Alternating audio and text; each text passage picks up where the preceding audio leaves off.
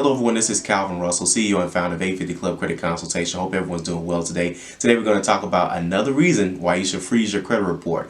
Quora just got hacked, okay? Now, some of you guys may not even know what Quora is, but over 300 million of you obviously do. The reason being is because Quora just hit 300 million monthly users, and that was this past September. So, and they just released a statement saying over 100 million of their users have been hacked. Whether you have a Quora account or not, you need to pay attention. Why is this? Well, because a lot of websites are now using easier ways to create logins to their website. Back in the day, you used to have to come up with a catchy username, hope somebody didn't have it, and then of course come up with a password. And let's be honest, we all use the same passwords for everything, right? If you don't, you're probably going to end up forgetting it unless you got something like some type of app or another way of kind of saving stuff, right?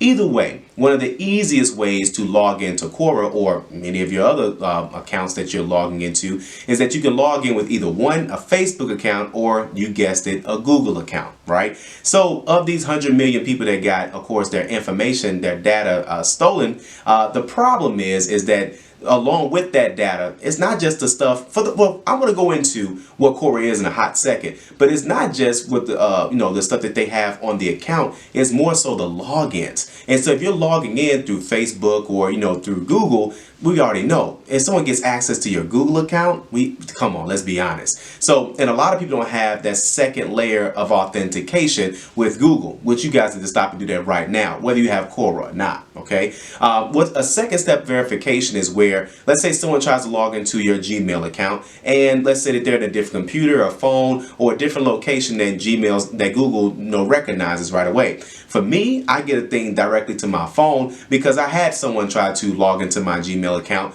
long ago, and they was in New York or something like that. But again, I added that second layer of security, and of course my entire family does, and it just said, hey, is this you? It's like, no, that's not me, and it just keeps on going, right? The problem is that so many, it's not a Quora thing, unfortunately. The problem is that there's a lot of companies out there that have, hey, log in with Facebook, log in with Google, and then of course we'll go ahead and give you access to everything. For those who don't know what Quora is, it's actually a question and answer website that's been out since 2009, but it went public in 2010. The reason why it grew so fast, in my personal opinion, the two people that created the company actually used to work for Facebook. So I mean, there you have it. We know how crazy Facebook has grown, right? But either way, how the site works, people log in, they create an account. But when you create an account, they strongly suggest, they recommend that you use your real first name and your real last name. They're trying to step away from the internet, way of doing things where, Calvin, I love the Chicago Bears, Russell, right? Because people are so used to the whole internet thing, they want people to kind of feel real about it, which is going to play, of course, a red flag, especially with this whole data breach going on, right? But either way, people would ask questions, and then, of course, let people answer them. And then, of course, people would, pretty much give their opinion, or they would give their quote unquote answer.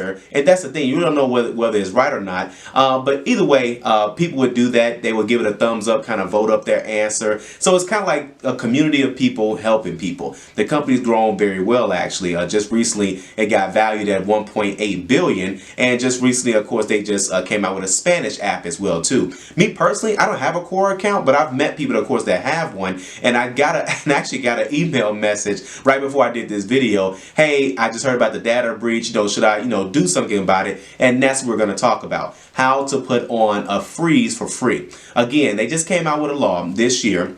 I forgot the long name of it. It's a long name for the law, but in short, September 21st of this year, you now can freeze your credit report for free. And you can also freeze a credit report for someone that you're the legal guardian of. Let's say it says if there's an adult in the house that you either take care of, right, through court order, or of course your child that's 15 years or younger. Again, that's 15 years old or younger. Okay, you're probably like, why would I want to freeze it? I cannot tell you how many times I've seen people's credit reports where I've seen stuff, and the dates just don't match in when they were actually 18 and above, and they've had outstanding gas bills, outstanding cable bills, outstanding electric bills. You don't see it too much today, but I I know it happened for a lot of people back in the day, and for some people that stuff is still on their credit report depending on when they opened it in their accounts. Either way, all you got to do is I'm going to put the information down below on how you can actually freeze your credit report for free through all the credit bureaus.